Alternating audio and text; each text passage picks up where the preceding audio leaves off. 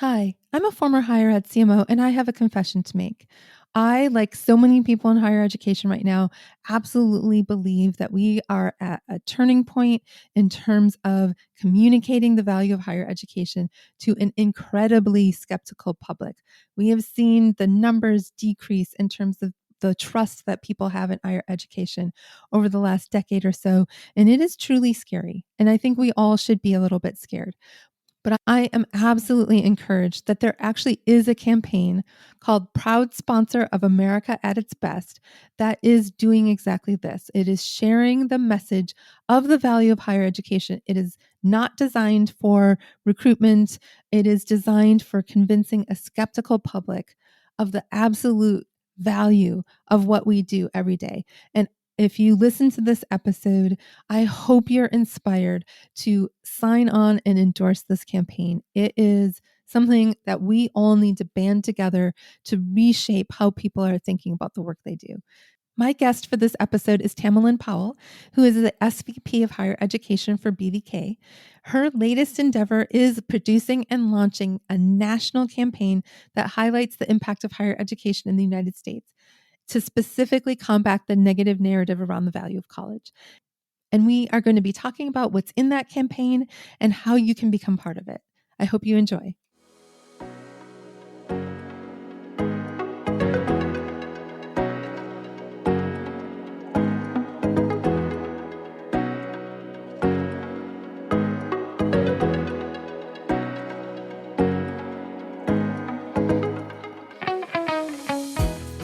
You're listening to Confessions of a Higher Ed CMO, the podcast where marketing minds in higher ed come to pull back the curtain, spill a little tea, and talk honestly about what it takes to market in this industry. I'm Jaime Hunt, the founder of Solve Higher Ed, author of Heart Over Hype, and a former campus CMO who spent more than 2 decades navigating the weird, wonderful world of higher education marketing. This show is for the strategists, the storytellers, the change agents, and anyone who has ever tried to get Faculty Senate on board with a rebrand. Here we get candid about the challenges and share the ideas that are shaping the future of our field. Sound like your kind of conversation? Then let's get into it. I'm so thrilled to have you on the show, Tam. Welcome. Thank you so much, Jaime. I'm very excited to be here. I love your podcast, and you always have such interesting topics, so I'm pleased to be one of them. I am thrilled. This is something that as soon as one of your team reached out to pitch me this, I was like, absolutely. But for listeners who don't know what the Proud Sponsor campaign is, can you tell us a little bit more about what it is, what sparked it, and what you're hoping comes out of it? Yes, we hope to be basically the Got Milk campaign of higher education, something that is memorable and really will help move the needle on the perception of higher education in the United States of America. We've been hearing about this for a long time because that perception, as you know, has been going in the wrong direction. And since we work a lot in higher education, our clients were asking us, help us create campaigns that kind of refute some of these things. And we realized that there's really a need for us to band together as an industry and do this because we're not going to be able to do it with one-off campaigns. And so I approached my leadership and said, are you willing to let us explore creating a sort of a national public service effort that we can bring out into the industry, because we're very passionate about higher education as an agency, and I am very passionate about it personally. So this is really a very important project for me personally, but for us as an agency. And so our goal is to make materials available to all the colleges and universities in the United States, public, private, small, flagship, all the things, to have a message that they can help push out to help. And we feel like it's going to be that tide that's going to lift all the boats and make all of our jobs easier around our perceptions of our individual campuses. So that's really the big idea of it. And it started about 2 years ago. What sparked you to want to do something like this? Well, really, it was the fact that all of a sudden, well, first of all, we were all watching the Gallup polls. So that was startling, right? And then we were starting to get requests from state systems for the first time to help create campaigns around this idea of impact in the state. But what we found, Jaime, was we did the research. The data showed us what we needed to say to really move that needle. But there was this reticence. Oh, we can't say that, and we can't say that. And so those campaigns weren't as effective as they could be because of sort of this fear that we were experiencing culturally at that time. And so we decided that this would be a great effort if we did it on behalf of higher education, but we didn't have a higher education client. And so we followed the data and we created a campaign that we knew would resonate with, again, our campaign is Citizens of the United States of America, 35 to 64. This is not a prospective student effort. And we tested the campaign, and it tested off the charts for those key audiences and demos that were really struggling the most with higher education. And so we took it out into the world and said, this is what we're going to do. Would you like to endorse and help us bring this message out versus creating it for a client and hoping it gets into the market intact? What are some of the messages of the campaign? Yeah, so there's really 6 key areas: growing America's prosperity, maintaining a skilled workforce, improving a population's health, happiness, and well-being, keeping alive the American dream, maintaining a healthy democracy, and enhancing our national security. Those are the key areas that we determined through our research that really resonated with general citizens of the United States on both sides of the political fence. I can definitely see that those would be some strong messaging points. And I love hearing that that's based on research Yes. and testing well. Were there any surprises about what tested higher than something else? Or is there one message that's like, this is the silver bullet? Well, the silver bullet is really going to be about that skilled workforce and building strong communities. And that's something we can all rally around.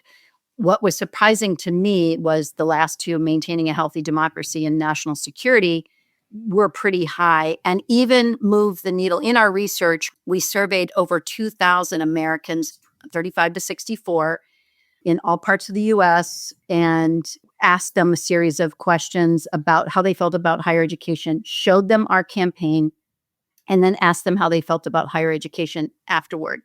And some of the results were startling. I'm talking about double-digit movement. Wow. Rural people without a degree, some of the areas that are really going the wrong direction. And it even moved the needle about 6 percentage points with people who identified as conservative.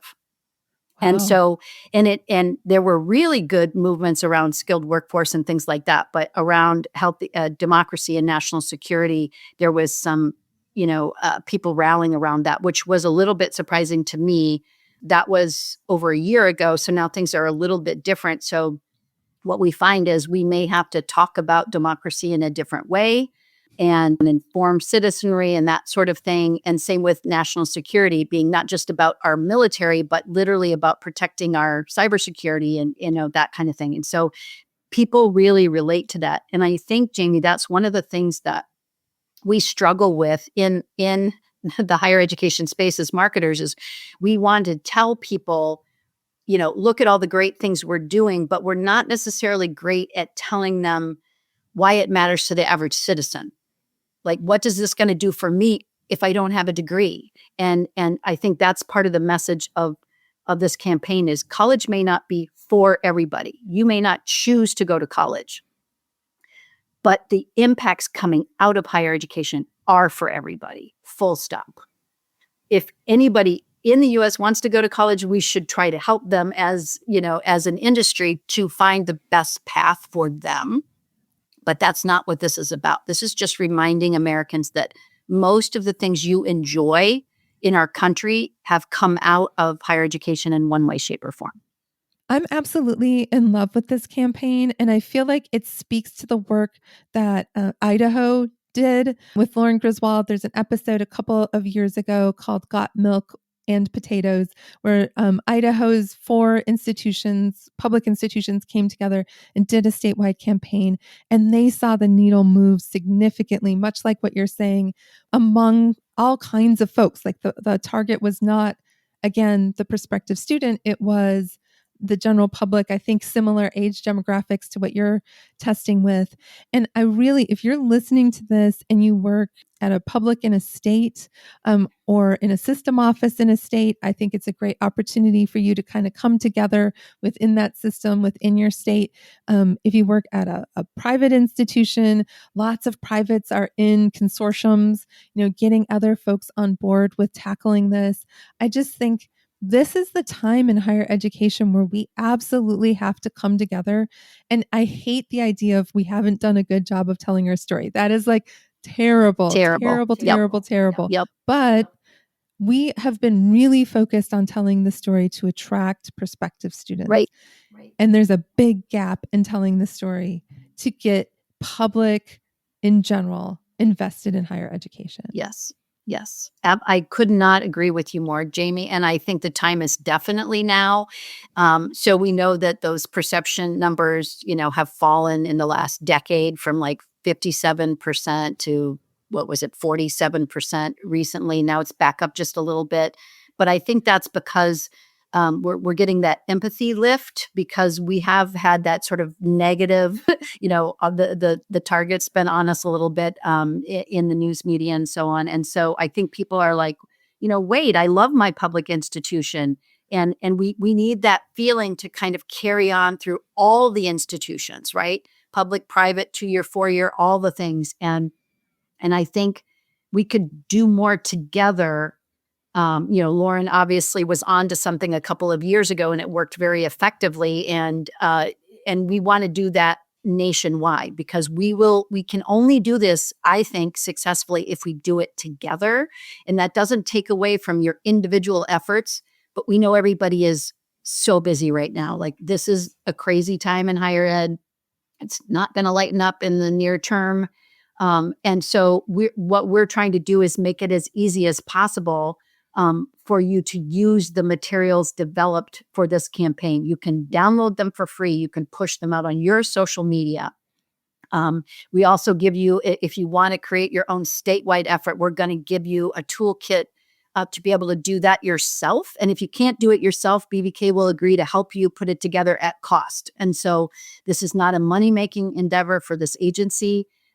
This is something we believe in wholeheartedly because we think we're all going to rise together or fall together. And I personally do not want to see that happen. This is something really important for the United States of America. And we're kind of at that precipice of kind of losing our global competitiveness.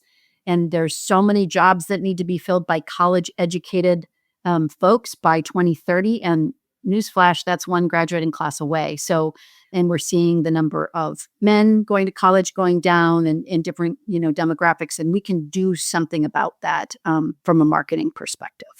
If an institution wants to sign on to this or endorse this, what kind of assets do they get for the campaign? Yeah, so that's a great question. And so in the show notes, we'll, of course, include a link to whycollegematters.org, but you will see there access to our toolkit. And again, it's free. We'd love for you to endorse the campaign. And all that means is we can put your logo on our site saying you're behind this campaign. It's no money. If you don't want to endorse and you want the toolkit, that's okay too.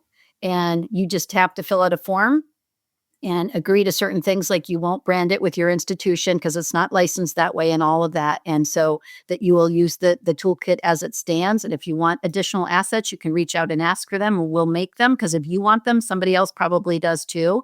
So we have the broad messaging in videos and in digital ads, print ads, out of home. And then we also have the 6 messaging constructs that we went over earlier. And so you can pick and choose the ones that are comfortable for you. If you want to stay away from things related to democracy, that's fine. You get to pick and choose. These are the messages that are important to me and my institution and that I want to put out. So that's all in your control. We're just giving you basically an a la carte, menu, and you get to check what you want delivered to your table. I love how easy you've made it. I went and checked this all out before the show, filled out the form, did the whole thing. I just think you've made it really, really simple and a low lift. And I'm curious if you have, should universities be sharing this on social? Are you envisioning that universities are paying for advertising? All of the above? Like, what's your thought about what would be effective? We're asking folks to get involved. We become part of this movement. We want it to be a movement, not a campaign, right? This is bigger than just some ads. And so what we're asking is to endorse if you feel comfortable. If not, invite people, tell people about this. Get your colleagues at different institutions to come to the website and decide whether they want to sign up or not. Download the toolkit. Use what you want on your socials, but also if you're willing to put it in your paid media spend, please do. It's licensed for all of that. And you just, again, can't brand it. But if you want to do something branded, then you can check out the Proud Sponsor of Impact, which is sort of the more regional campaign. And then we would help you create branded materials that focus on the areas of impact specific to your region or your state. And we're working with the Inter-University Council of Ohio, which is their state system for their 14 four-year public institutions, to create a campaign around the impact in the state of Ohio of those institutions. And so that will be going on the website in the coming weeks, along with templates for how to do that yourself in your particular state. So we are trying to make it as easy of a lift as possible. You don't have to sign away your first child or anything like that, unless you want to, but that's okay. But we want to make it as simple as possible because we know how busy everybody is, and we really want to arm you with the tools to make your job easier. It makes my heart so warm as someone who worked at Miami of Ohio to hear that Ohio is doing that. I absolutely love this. And I would say, it, I think a lot of people will think this is something that I would want to deploy if I'm in a red state. But I would push back and say you could be 51% blue and be a blue state, right? Right. You could be a swing state, you could be a purple state, whatever. This is a message about the benefit of higher education, and this isn't necessarily a partisan message. There are people that just don't understand the impact that higher ed has. Even folks that have gone to college may not really realize how broad the impact of college is. And I would love to see, even alumni amplifying their institutions post about the value of higher education to their feed and to endorse it as, an alum, a citizen, somebody who's passionate about it, to continue to just amplify how important higher education is. 1,000%, Jamie. First of all, CASE has an alumni effort that if you're members of CASE, you can go on and it's doing just that, inviting alumni to say, be an ambassador for your institution. But you're absolutely right about this is a nonpartisan campaign. I like to say it's babies and puppies, people, right? You may not want a baby or a puppy, but generally speaking, you don't want anything bad to happen to babies or puppies. That's where we want to live here. This is not a partisan effort. It's designed to find that common ground that we can all rally around. And we need that in the United States now more than ever. When I talk to friends who sit on different sides of the political fence, what I found is, in my little qualitative research, we all pretty much believe the same thing, right? And so we just fall on different sides of the fence around it. And it's finding that common ground. And that's how we change perceptions, is sort of aligning on what do we all believe in, and then talking about some of the impacts and telling people things that maybe they didn't know about higher education and what it provides, that it's not this ivory tower, everybody looking down on me and just, I'm excluded from this. No, this benefits all of us, whether you go to college or not. And so that's really the point I keep driving home for this campaign, that it's not about, encouraging more people to go to college. That's a personal decision. But if you want to go as an industry, we should work really hard to make sure we find the best path for you. Yeah. I think that ivory tower sort of mentality kind of comes from, maybe you couldn't get into Harvard, Correct. but what Harvard does impacts your life, probably the lives of every citizen of the United States. That is correct. From the research that they do to the medical advances that they make. And that's true of the regional campus down the road from you. That's true of the little private down the roads. That's true of all of our institutions are contributing something that makes America what it is and makes Right. America better. And I'm really concerned about what you kind of mentioned earlier about losing that intellectual capital that we have and losing our place as a country that's bringing the best ideas to the world. I don't think that's something we want to lose. It is not. And that's what the Council on Higher Education as a Strategic Asset took on. And they have a report that they've put out called America's Talent Moonshot. And it really speaks to the sectors where we're really at risk and why we need to support higher education globally, or excuse me, nationally and on the state level.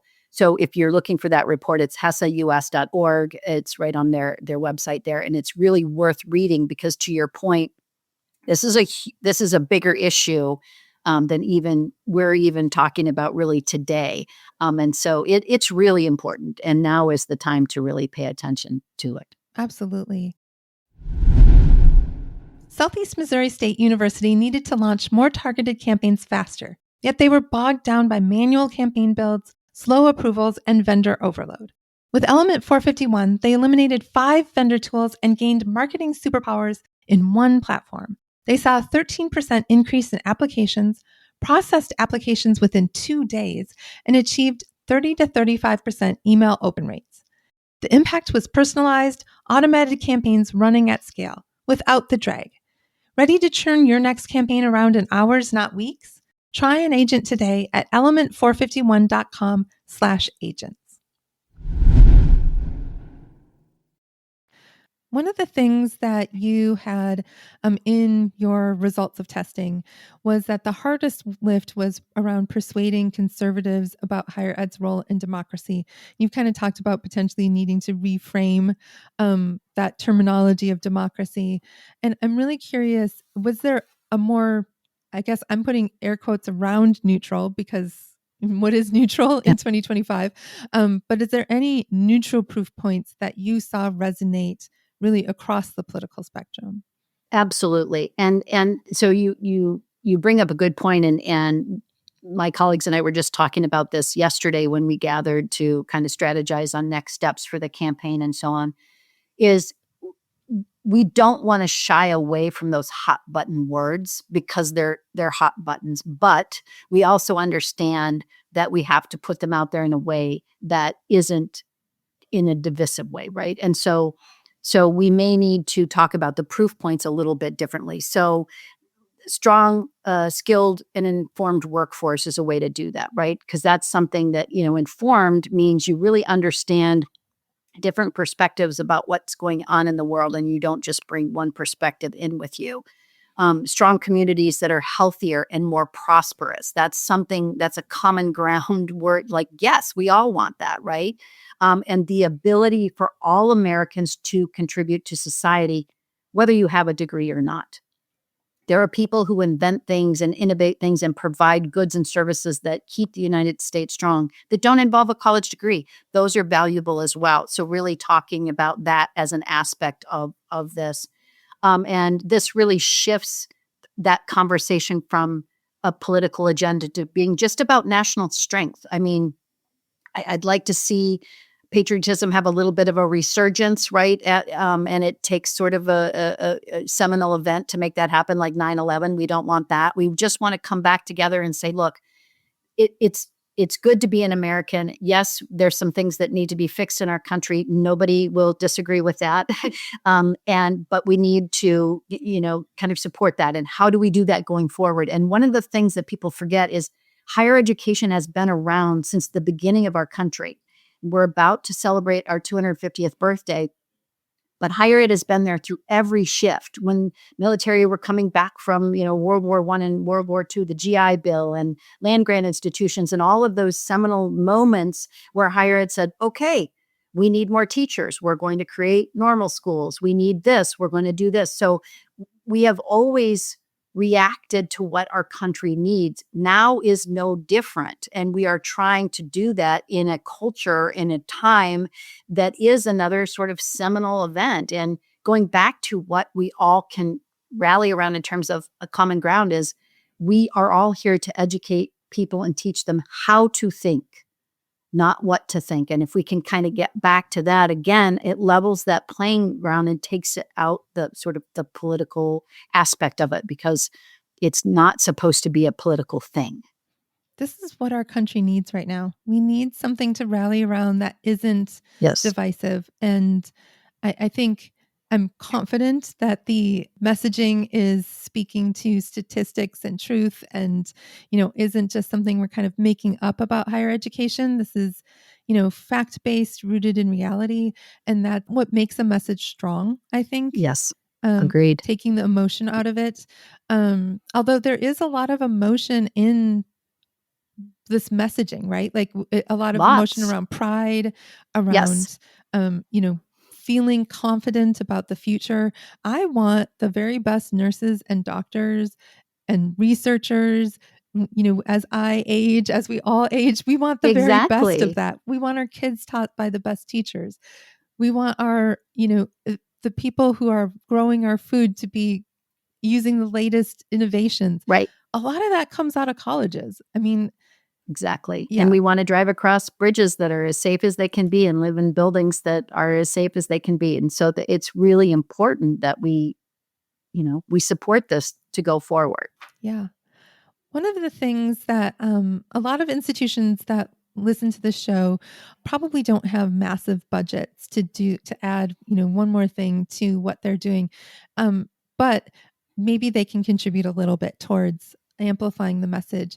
If you were going to build a low-cost local version in 60 days, what would you want to spotlight, and what distribution channels would you recommend? Yeah. So I think the thing is, for the local efforts, I think it's really important, and using social media is great because it's cheap, it's easy to do, right? You can do it organically. You don't have to have this is not a national TV buy situation, right? But it's about identifying those areas of impact coming out of your institution that people care about. What does it matter to me, whether I have a degree or not?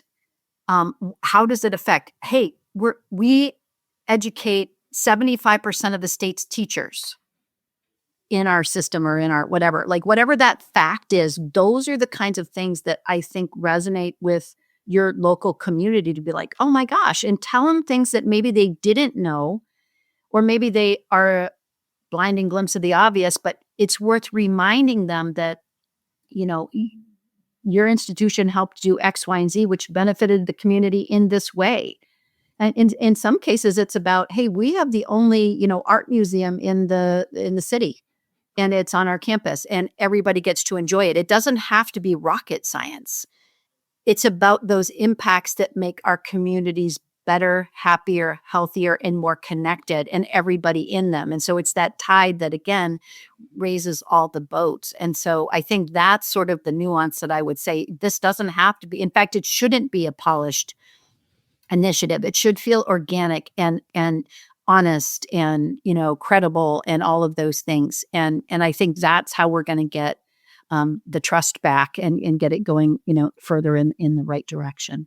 I have been at an institution in a small town and been part of the small town's Facebook community, and seen people post like, oh, it's so annoying that the students are everywhere.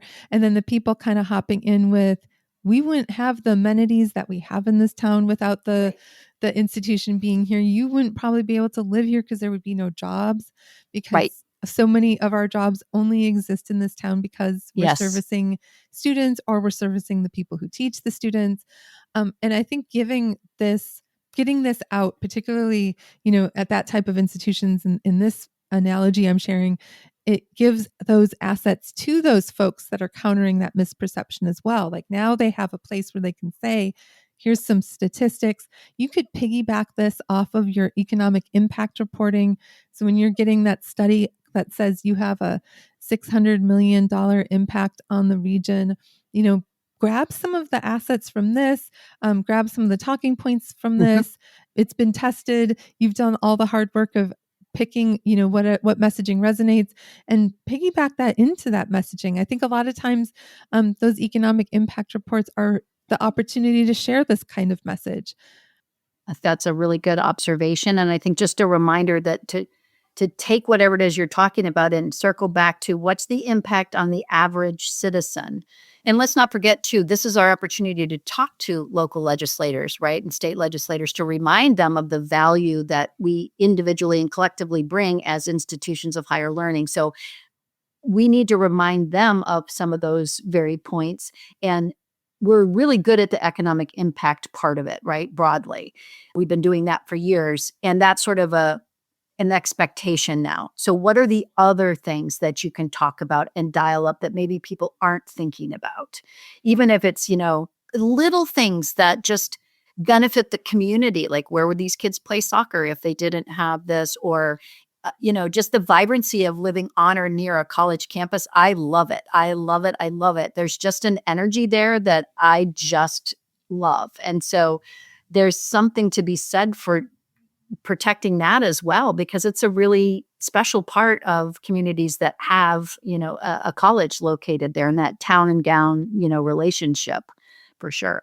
I think the town and gown piece is something that a lot of institutions do really, really well. A couple episodes ago, you would have heard Ann Peters talking about how UT San Antonio built that sort of town gown relationship, branded themselves as San Antonio's institution.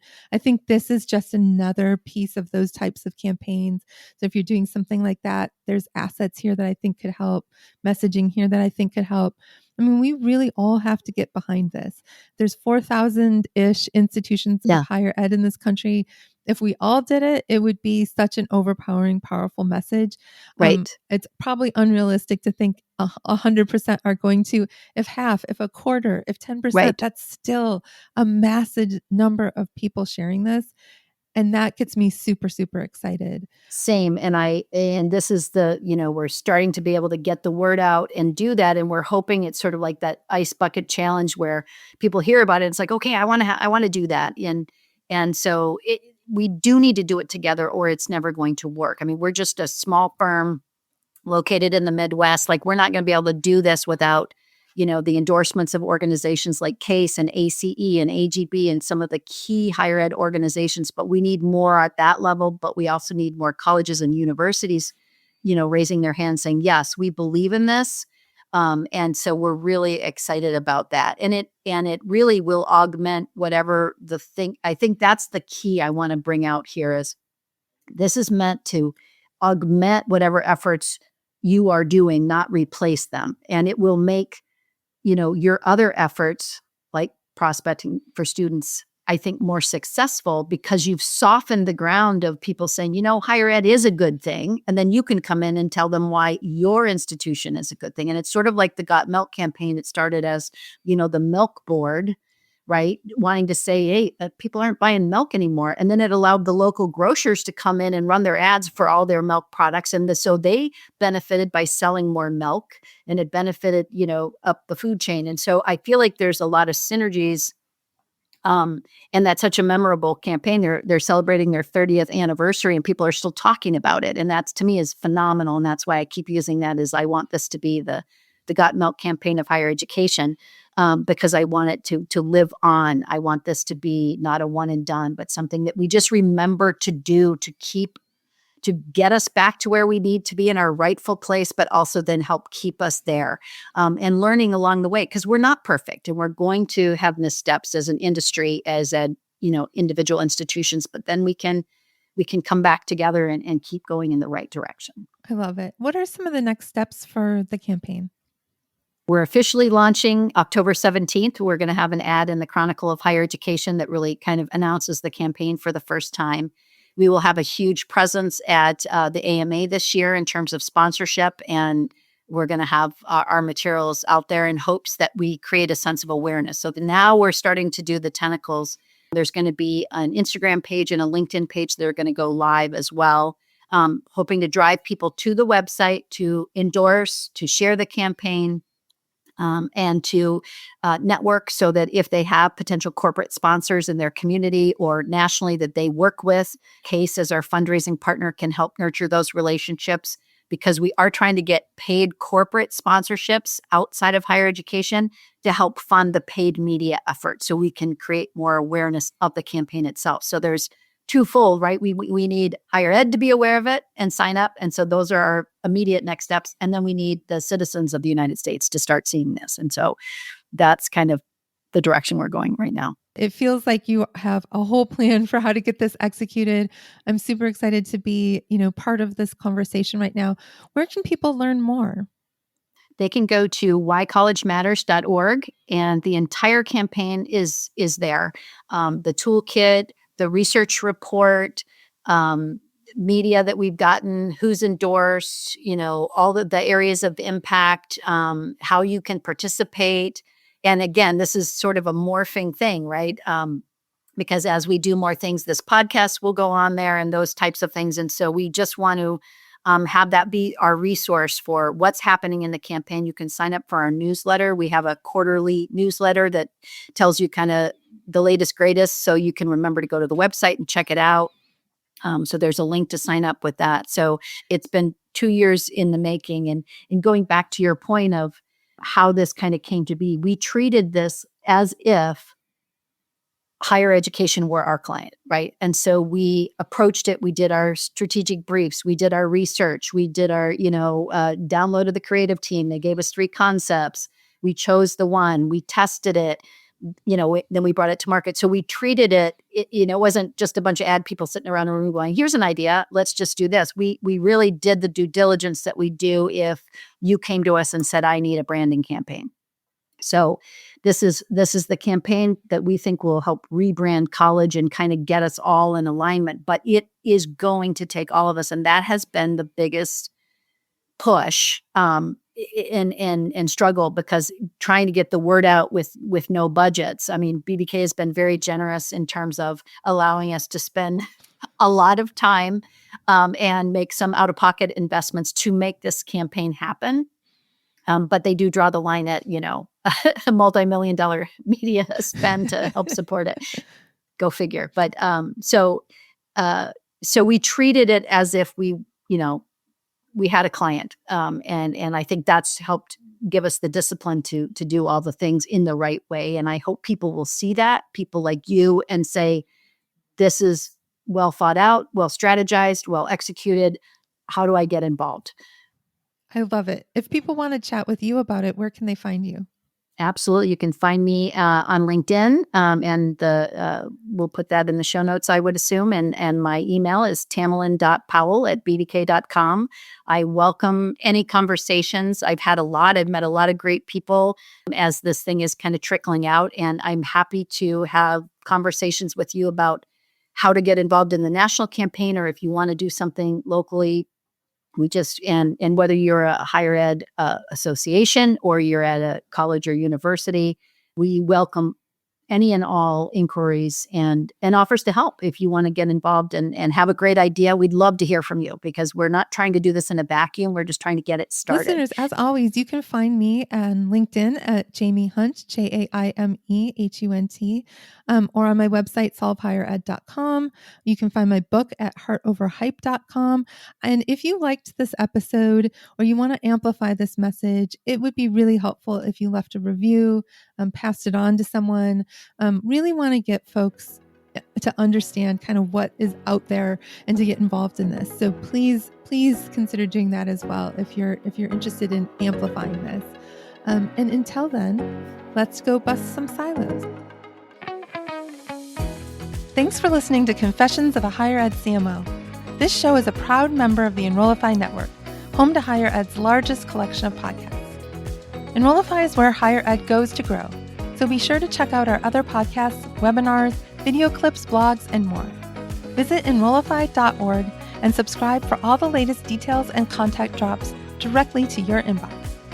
Enrollify is brought to you by Element 451, the digital workforce platform for higher ed. Learn more at element451.com.